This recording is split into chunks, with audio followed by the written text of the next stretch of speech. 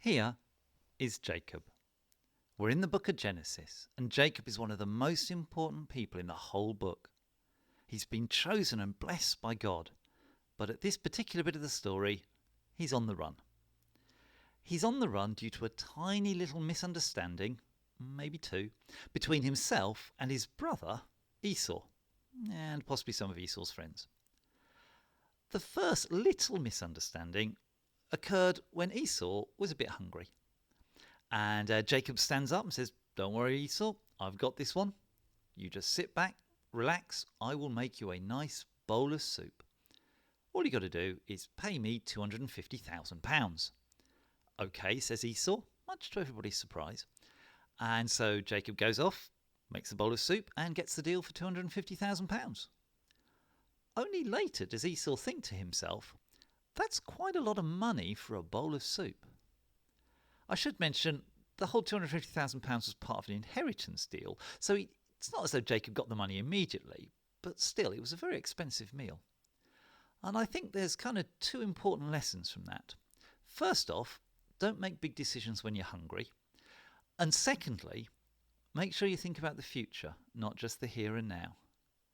And actually that's a really important one for a Christian, because in the future, we get this amazing gift of heaven and paradise. But I got to say, sometimes being a Christian here on earth isn't too fun.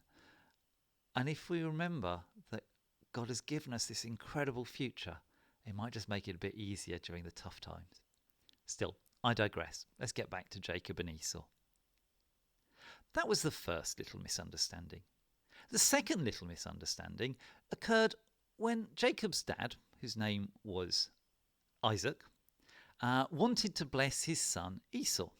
He wanted to pray for him to be rich and powerful and successful.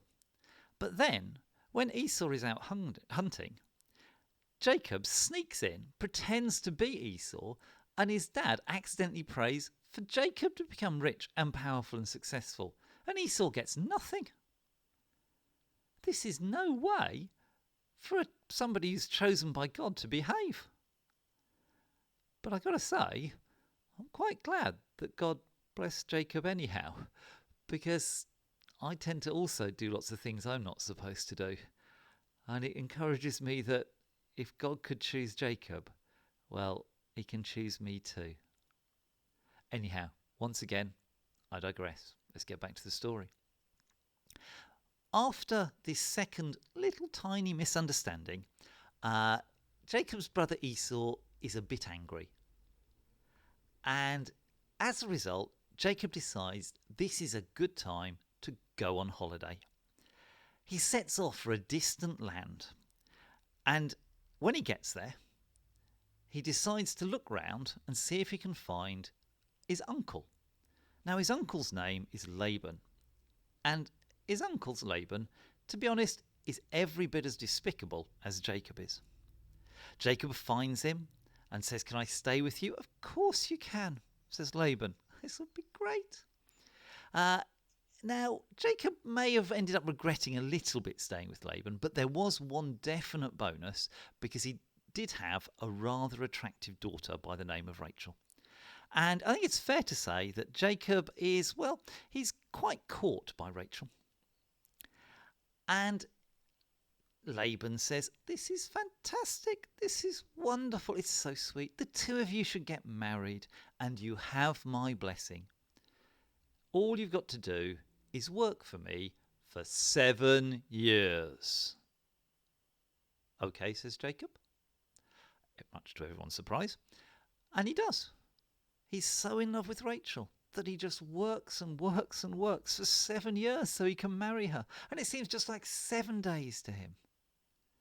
The day arrives, the church bells ring, if they'd had bells back in those days, or even churches, and the two of them are married. It's very, very sweet.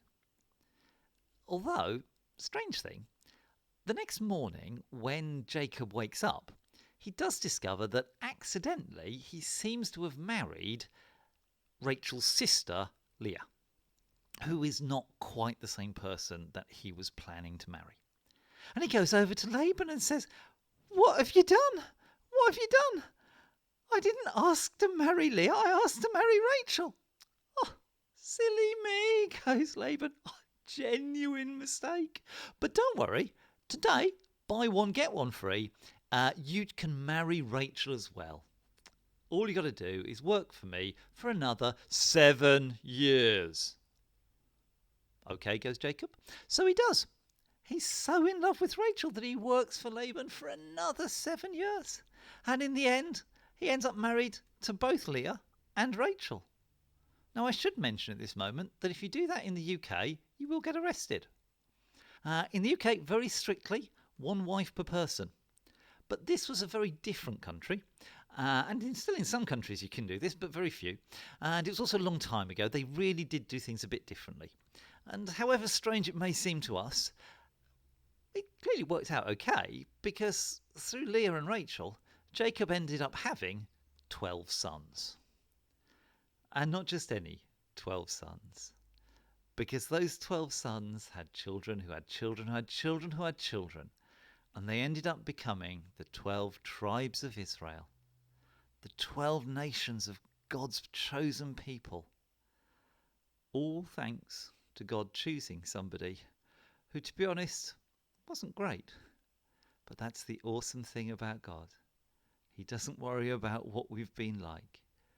He chooses us and forgives us. All he asks is that we believe in him. And that is the story of Jacob.